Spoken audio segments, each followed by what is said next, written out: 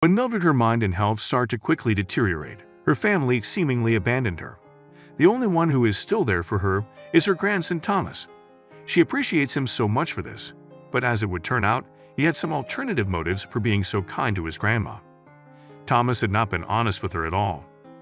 When Mildred discovers the truth, she makes sure that the boy is though a lesson after her death.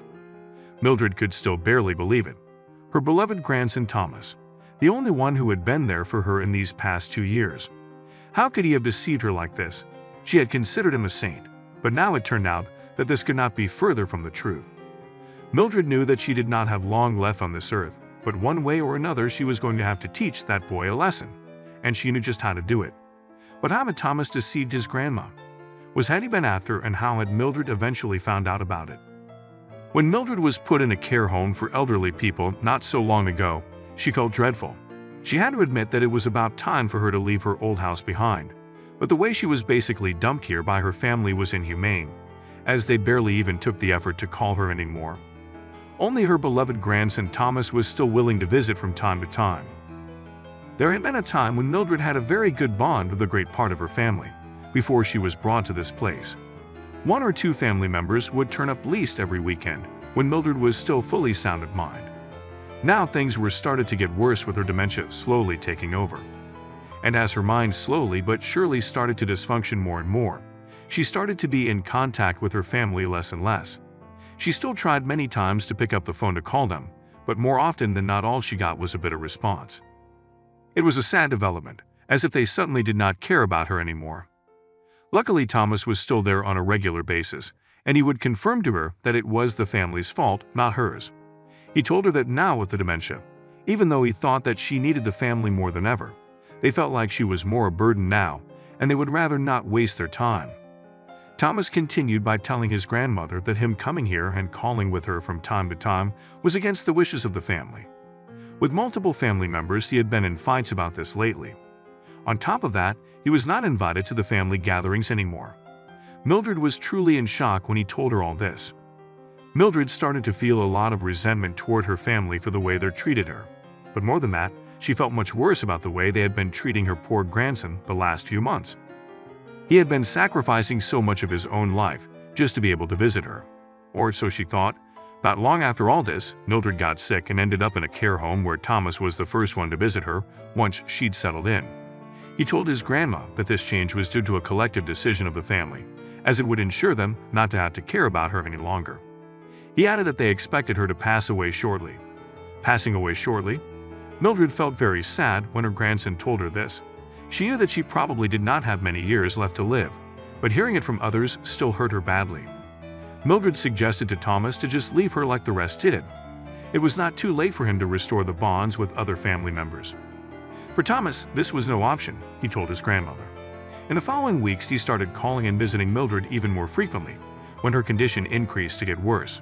At the same time, she started to notice something else that her grandson started doing on a more frequent basis. Where Thomas was before mostly visiting to listen to Mildred's stories, he now started to mention in conversations more and more the many struggles he was having lately. Moreover, the troubles were all related to money. Apparently, he had been let go by his work because, according to him, he had been too much focused on his grandmother. Thomas told her that he was afraid to soon not be able anymore to pay his mortgage bills and that he might even end up on the street.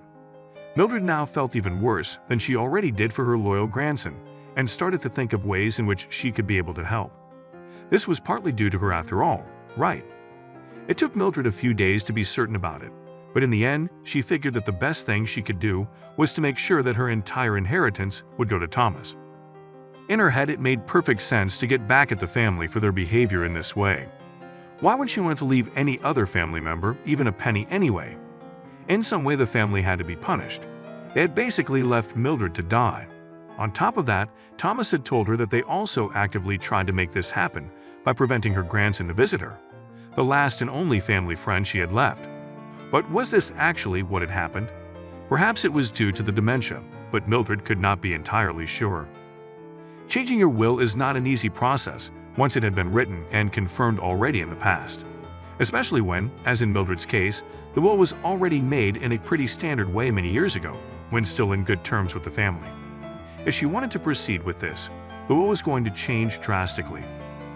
In the original document that Mildred set up when her children were starting their families, everything would be split equally between her two sons. It additionally stated that it was up to them how they wanted to share it with their respective families. Mildred was not rich, but everything together was still totaling up to a decent sum. Apparently, the rules state that it is necessary to inform the people that are influenced by the outcome of the change in one's will, especially if someone is completely written out of it.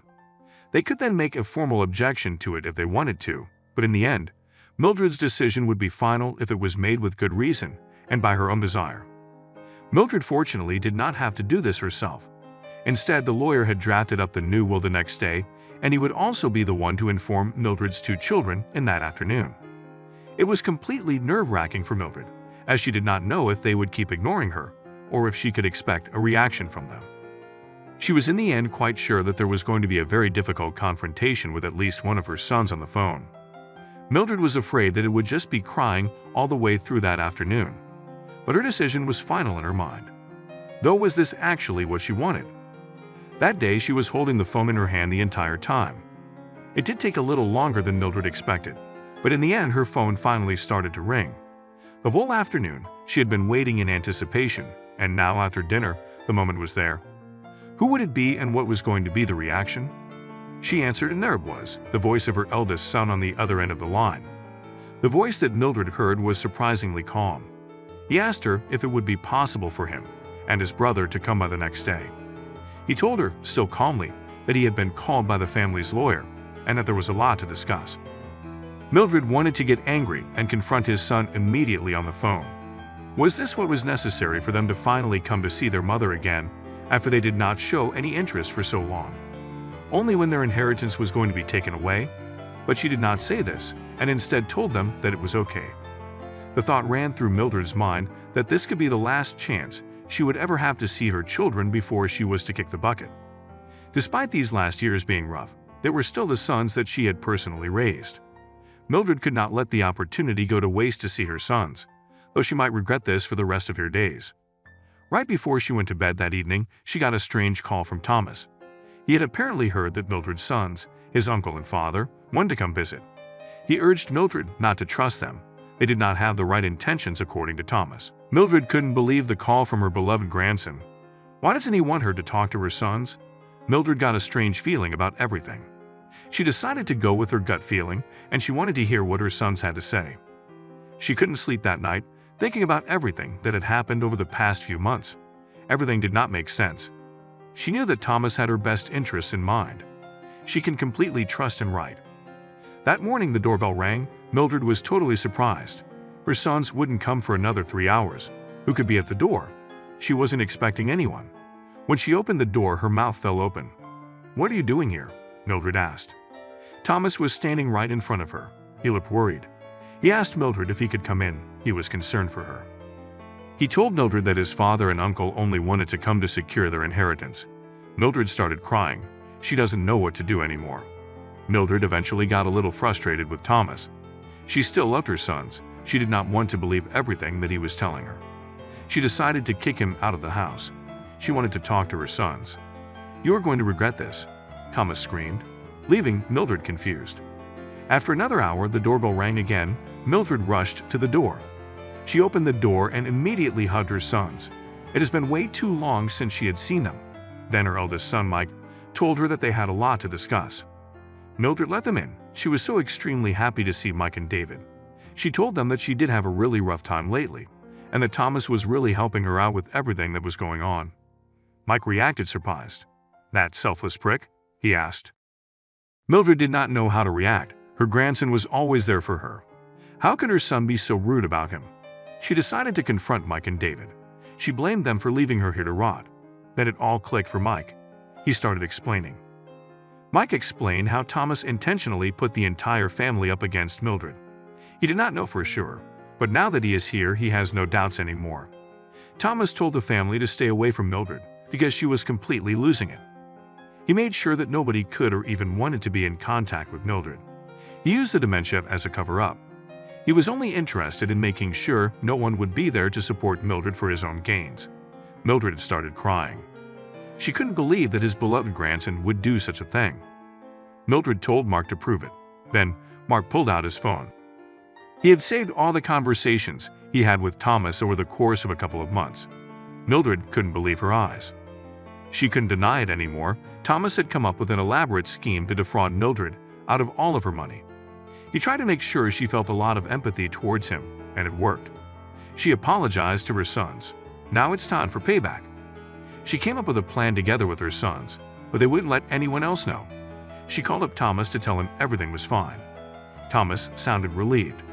Mildred almost couldn't control herself, but she would make him regret everything. Mildred made sure that Mike and David would be able to carry out the plan. Mildred wished she could see Thomas's face when everything would be revealed, but sadly she would teach him a lesson after her death. About 2 weeks later, Mildred passed away. She died peacefully in her sleep. Now it was time for Mike and David to put the entire plan into action, but first they need to make sure Mildred would get the funeral she deserved. Then Thomas called them. Thomas said he would take care of everything. However, his father told him to stay put.